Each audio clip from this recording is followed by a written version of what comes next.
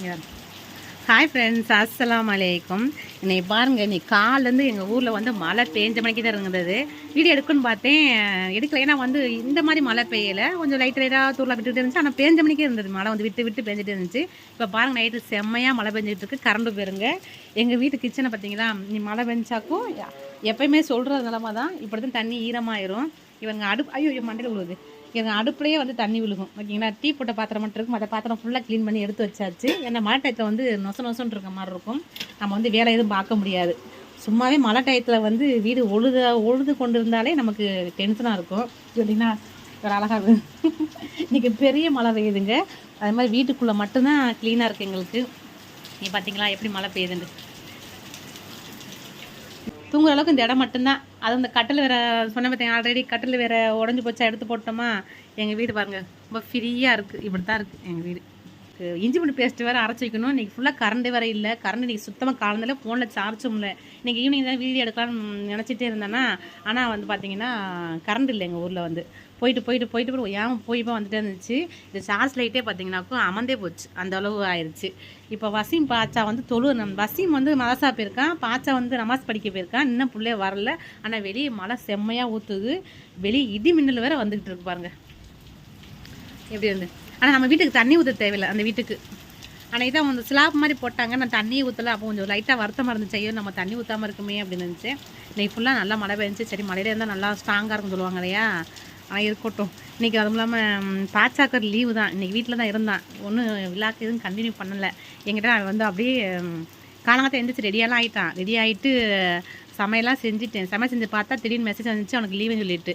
அதோட பாச்சாக்கு லீவாக வசீமுக்கு வந்து பார்த்தீங்கன்னா மதியம் தான் பறித்தேன். இன்றைக்கி பறிச்சனால வந்து மதியம் போல் தான் ஒரு 12:30 மணி போல் தான் வசீமே ஸ்கூலுக்கு போனான். சாப்பிட்டு தான் போனேன். என் பொண்ணு தான் காலையில் இந்த மழையில் வந்து காலையில் என் பொண்ணு போகும்போது செம்ம மழை பெஞ்சுங்க.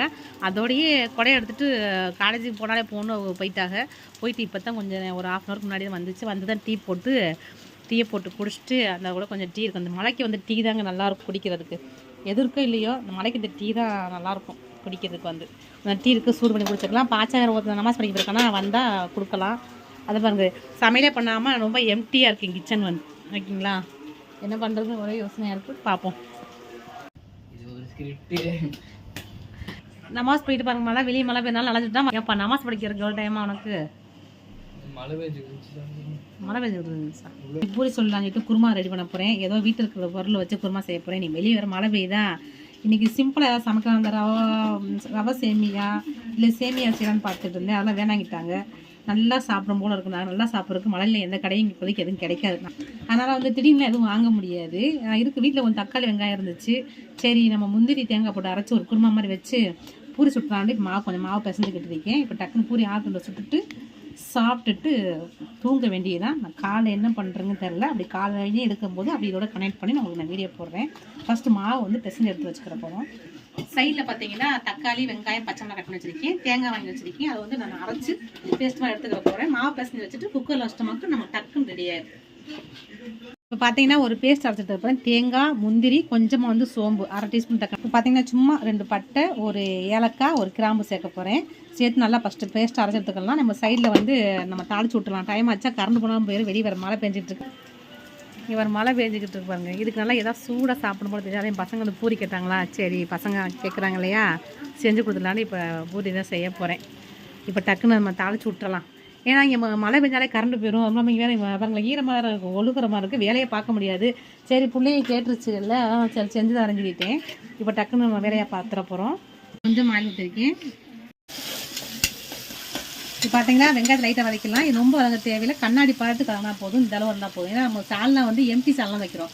நம்ம வந்து எந்த இதுவுமே சேர்க்காதனால அவசர சால்னான்னு சொல்லுவாங்க பாருங்கள். அது மாதிரி அவசரத்துக்கு நம்ம இந்த சால்னா வைக்கிறோம். இப்போ வெறும் வெங்காயத்தை வதக்காச்சு. இது கூட தக்காளி பச்சை மிளகாய் சேர்த்துடலாம். அதே லைட்டாக வதக்கலாம். அது மசியும் எனக்கு தேவையில்லை. முழுக்க தக்காளி வெங்காயமாக அப்படி தெரியணும். அப்போ தான் சாப்பிட்றதுக்கு நல்லாயிருக்கும். ஓகேங்களா, இது கூட வந்து நம்ம கொஞ்சமாக இஞ்சி பூண்டு பேஸ்ட் சேர்த்துற போகிறோம். கொஞ்சம் மஞ்சள்தூள், காரத்துக்கு கொஞ்சம் மிளகாத்தூள். ஓகேங்களா, என்னைய ஃபஸ்ட்டு தானே செய்கிறேங்க. நான் செஞ்சு சாப்பிட்டுட்டு கொஞ்சம் டேஸ்ட் எப்படி இருக்குன்னு எங்கள் வசீம் கூட சொல்ல சொல்கிறேன். ஓகேங்களா, ஏன்னா நான் இது நாளைக்கு செஞ்சதில்லை. இப்போ நான் ஃபஸ்ட்டு தான் வந்து ட்ரை பண்ணிக்கிட்டு இருக்கேன். பார்க்கலாம் எப்படி நமக்கு வருதுண்டு. கொஞ்சம் தண்ணி ஊற்றிக்கலாம். இப்போ இது கூட வந்து நம்ம அரைச்சி வச்சுருக்க மசாலாலாம் சேர்த்துற போகிறோம். வீட்டில் அரைச்ச கறி மசாலா. இப்போ நம்ம அரைச்சி வச்சுருக்க பேஸ்ட்டை சேர்த்துடலாம். சேர்த்து அப்படியே விசில் வச்சிட போகிறோம்.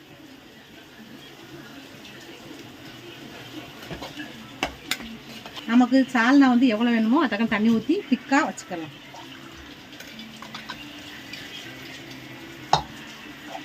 நல்லா இருக்குன்னு நினைக்கிறேன். வாசமே சூப்பராக தான் இருக்குது.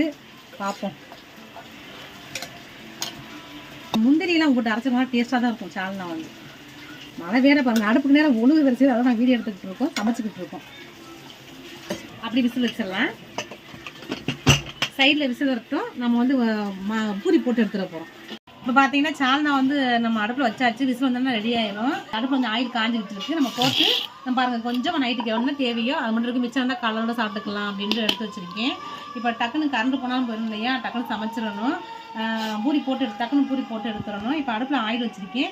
இப்போ நம்ம தேய்ச்சி போட்டு எடுத்துக்கிற போகிறோம். எடுத்து போட்டு பார்க்கலாம். ஓகேங்களா? ஏன்னா மழை வேறு வெளியே பேஞ்சிக்கிட்டு இன்னும் விட்ட வரல. அடமழை மாதிரி பெய்யுதுங்க இன்றைக்கி எங்கள் ஊரில். எல்லா பக்கம் மழை தான் சொன்னாங்க, தெரியல.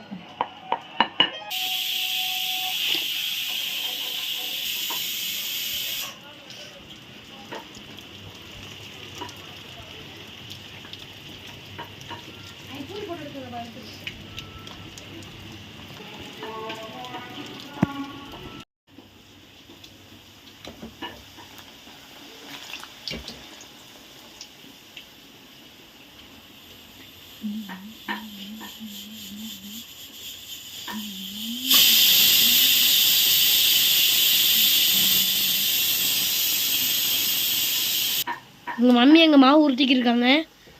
நான் எங்கள் பூரி போட்டு எடுத்துக்கிருக்கோம். பார்த்தீங்கன்னா பூரி வந்து எல்லாம் போட்டு எடுத்தாச்சு. இப்போ நமக்கு எம்டி சால்னாவும் ரெடி ஆகிடுச்சு பாருங்கள். நல்லாவே இருக்குது. ஃபஸ்ட்டு பார்த்துட்டு டேஸ்ட்டாக இருந்துச்சு. இப்போ இதையும் ஆஃப் பண்ணிடலாம்.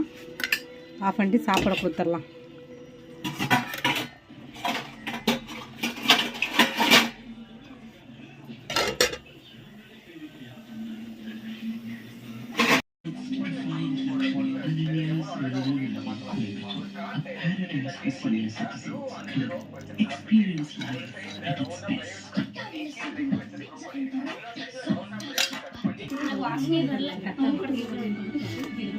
இப்போ நம்ம பூரி வச்சு வாசி சாப்பிட்டு எப்படி டேஸ்ட் இருக்கும் சொல்லணும். இல்லைங்களா? குழம்பு வந்து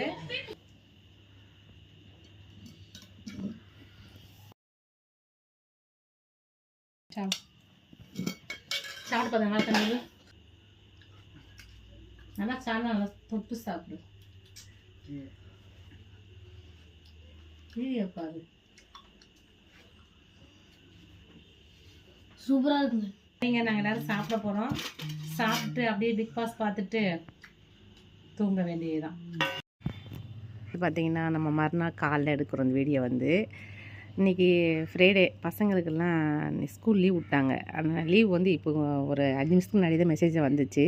அதுக்கு முன்னாடி பார்த்தா இன்றைக்கி நைட்டு பார்த்தா செம்ம மழைங்க. விடாமல் மழை பெஞ்சு இங்கிட்ட அப்படி ஒரு மழை பெஞ்சிச்சு. எங்கள் வீட்டுக்குள்ளே ஒழுகாது, வீட்டுக்குள்ளேலாம் ஒழுக ஆரம்பிச்சிருச்சு. ஃபஸ்ட்டு ஸ்கூல் இருக்கும் என்ன செய்யணும்னு பார்த்துட்டு இங்கே பாருங்கள், கிச்சனுக்குள்ளே நுழையவே முடியல. அதோட சரி நம்ம சாப்பாடு எடுத்துட்டு இப்போ பாய்ச்சலுக்கு மட்டும் கொஞ்சமாக போட்டு சாப்பாடு வேக வச்சுக்கிட்டு இருந்தேன். அது முட்டை வேக வச்சுருக்கும் போது இப்போ தான் மெசேஜ் வந்துச்சு லீவ் சொல்லிட்டு. ரொம்ப நல்லதாக போச்சுன்னு சொல்லிட்டு முட்டையை சாப்பிட சொல்லிட்டு சாப்பாடு அடித்து ஓரமாக வச்சுருவோம். பாருங்களேன் எப்படி கிடக்குன்னு. என்ன பாத்திரம் தேய்க்கல ஒன்றும் தேய்க்கல அப்படியே அது காட்டுறேன் உங்களுக்கு. கச்ச கச்சன்னு இருக்கா. சரியான மழைங்க. எப்பயுமே வந்து வீட்டுக்குள்ளெல்லாம் ஒழுகவே ஒழுகாது. நைட்டு எங்கள் ரொம்ப தூங்க விடல. மழை வந்து எந்திரிச்சிட்டேன். வசியம் எந்திரி வசினா கூட எந்திரிக்க மாட்டார். என்ன வாய் லீவ் நான் எந்திரிச்சிட்டீங்களா? வசியம் வந்துச்சா. வசியோட ஃப்ரெண்டு வேகமா ஓடி வரேன். டே வசி இன்னைக்கு லீவ் விட அவங்களுக்கு, லீவ் விட அவங்களுக்கு இங்குதாங்க. பசங்களை லீவ் விட்டாலே ஒரே கொண்டாட்டம் தான். லீவுனாலே ஜாலி தான். சரிங்க, இன்றைக்கி கூட விழாக்கு கண்டினியூ பண்ணுவோம். எப்படி போகுதுன்னு பார்க்கலாம். இப்போ பார்த்தீங்கன்னா வெளியே வந்து நல்லா மழை பெஞ்சிட்ருக்குங்க. காலையிலேருந்து கொஞ்சம் மழை விட்டுருந்தது, திருப்பி மழை பெய்ய ஆரம்பிச்சிருச்சு. இப்போ பார்த்தீங்கன்னா சாம்பாருக்கு வந்து இது சின்ன வெங்காயம் வந்து உரிக்க ரொம்ப கஷ்டமாக இருக்கும் இல்லையா, அதனால் இப்போயே வந்து உரித்து எடுத்து வச்சிட போகிறேன். எடுத்து வச்சோமாக்கும் நம்ம சாம்பார் பண்ணும்போது கொஞ்சம் ஈஸியாக இருக்கும். மழை வேறு பெய்யுது, வெளியே கடைக்கு வேறு போகணும். கடைக்கு போய் சிக்கன் எடுத்து சொல்ல போகிறேன். வசியம் வெளியே மழை வேறுனால டீ போட்டு போண்டா வாங்கி சாப்பிட்டோம். சூப்பராக இருந்துச்சுங்க. இந்த மழைக்கு நல்லா இருந்துச்சு போண்டா டீ குடிக்கிறது வந்து. அதை நான் எடுக்க மறந்துட்டேன். வீட்டை விட்டு வெளியே பசங்க யாரும் போக மாட்டாங்க, ஏன்னா வெளியே மழை பெய்யுது.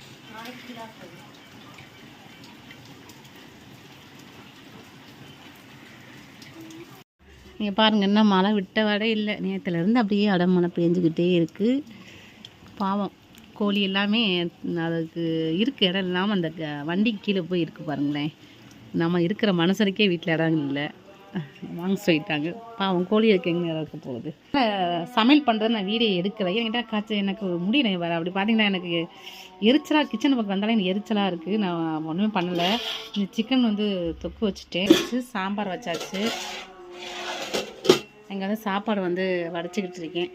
வசீம் பாச்சா வந்து நமாஸ் படிச்சுட்டு வந்து சாப்பிட வேண்டியதுதான். வசீம் பாச்சா தூங்கிட்டு இருக்காங்க. என்ன வசீம், வசீம் இங்கே பார். வசீம் பார்த்தா இன்றைக்கி 2 தடவை குளிச்சிருக்காங்க. ஃபஸ்ட்டு ஒரு குளிச்சுட்டான். குளிச்சுட்டு நீ வெள்ளிக்கிழமையா நமாஸ் படிக்க போன்னு சொல்லிட்டு ஃபஸ்ட்டு ஒரு குளிச்சுட்டான். அப்புறம் பார்த்தீங்கன்னாக்கும் எங்களுக்கு இந்த இங்கே பழவடப்பு இருக்குது, மேலே வந்து ஒழுக ஆரம்பிச்சிருச்சா. இங்கே நைட்லாம் ஒழுக ஆரம்பிச்சிருச்சு. இருக்கிறது இந்த இடம் தானே அப்படின்னு சொல்லிட்டு என்ன பண்ணால், மேலே போய் காட்டியா மேலே போய் க்ளீன் பண்ணுறதுக்காண்டி போச்சோன்னே போயிட்டு மேலே க்ளீன் பண்ணிட்டு வந்தான். க்ளீன் பண்ணிட்டு முடிஞ்சளவு ஒரு ஓடே உடஞ்சிருந்துச்சா. என்னால் முடிஞ்சளவு ஒரு தகரத்தை வச்சுட்டு வந்திருக்கேன். சரி என்ன பண்ணுறது சொல்லிட்டு வச்சுட்டு வந்திருக்கேன். இன்னும் மறுபடியும் ஒழுகத்தான் செய்யணும். ரொம்ப ஹைட்டாக இருந்துச்சு, என்னால் ஓடு மாட்ட முடியலை. அதோட அவனுக்கு க்ளீன் பண்ணி தான் நம்ம தூசி ஆயிடுச்சு. திருப்பி வந்து மலையில் இன்னொரு 2வது இருக்க குளித்தான். காட்டு பாவம் குளிச்சுட்டு இங்கே வந்து இன்னும் பெட்டு விரிக்கல, அப்படியே தலைவாணி ஃபுல்லாக வரிசைக்கு அடுக்கி வச்சு அது மேலே தூங்கிக்கிட்டு இருக்கான். பாச்சா அவன் தூங்கிட்டு இருக்கான். அந்த ஊசி போடணும் நமாஸ் படிக்கிறதுக்கு. அவன் என்ன டைமாச்சான்னு கேட்டு தூங்கிட்டு இருக்கான். அவனே நமாஸ் படிக்க வச்சுட்டு சரி நமாஸ் படிக்க போக சொல்லிவிட்டு வந்தப்பறம் நம்ம சாப்பிட வேண்டியதான்.